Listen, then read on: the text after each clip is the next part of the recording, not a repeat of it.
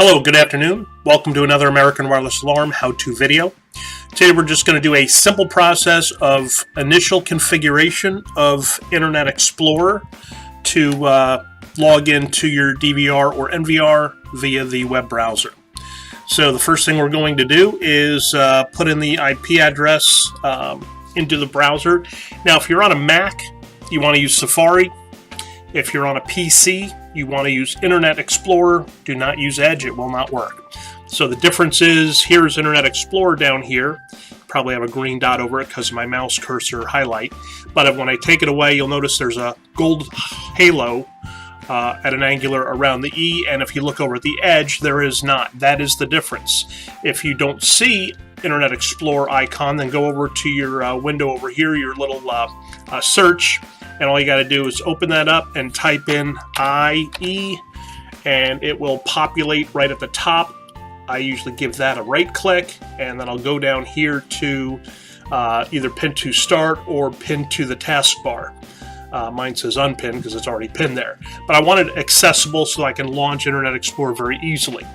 And then the key thing when you launch Internet Explorer is you need to run it as administrator. I have that option here, but once it's on my taskbar, I would right-click on Internet Explorer, go up here where it says Internet Explorer, right-click again, and run as administrator. However you want to launch it, just make sure you're running it as administrator. So here we go.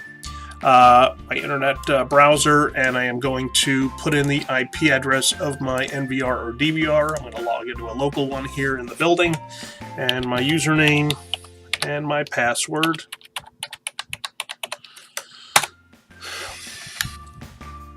Okay, so right off the bat I get it. Please click here to download and install the plugin. Choose the browser, blah, blah, blah. So I'm going to click on that. And I am going to go ahead and click on Run. And depending on the process here, it may tell me I need to close my browser, or it may not. I'm just going to go through what most people do, which is they follow the instructions, they hit Finish, and then they're saying, oh gosh, it's still saying that again. So then what I'm going to do is I'm going to close the browser. So nothing open on the browser again. I'm going to, once again, launch it as administrator.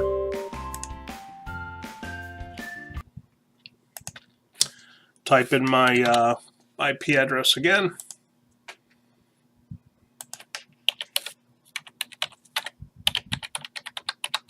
Password. Log in, and I am good. If it's not showing this, if it's still showing up there, then you need to, on your PC, you need to virtually close down the browser before you install it. Sometimes the other thing you'll get that pops up, but because I've allowed this several processes, I'm not getting this thing again. But down at the bottom here, you'll have a little Internet Explorer pop-up down here, and it's going to say allow, and it's asking if you want to allow this to run for the first time. And I usually right-click it, and if it says always allow or allow from any source, that's what I click on for that process. So here we are. I'm now logged into the NVR or DVR, but I don't have any camera screens popping up on my multiplex here on the desktop. So I'm going to go into my configuration on the top tab here.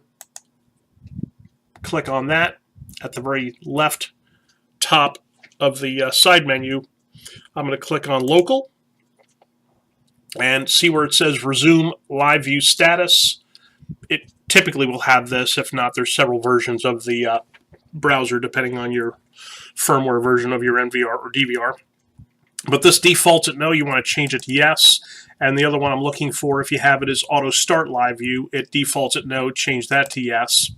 And then you're going to save your work there. The other thing I do is I change the path.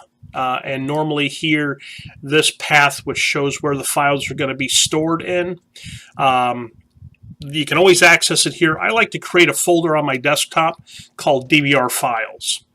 So instead of having to go into some C users, BART W, then the LTS web, and then recorded files, I like it right on my desktop. So I'm going to change this by browsing, clicking on desktop, and I'm going to go to DVR recordings. I've already created that folder, and I'm just going to change each one to that, so when I save a file, I can open up that folder right on my desktop and make sure it's there and play it back. I don't have to scramble or try to figure out where it is. So I'm just going through and doing that for each one of these pathways and clicking the folder I've created on my desktop. I'm going to hit save again, and let me just minimize this, just a little bit so I can show you that folder. And that folder that I store my videos at is right here, DVR recordings.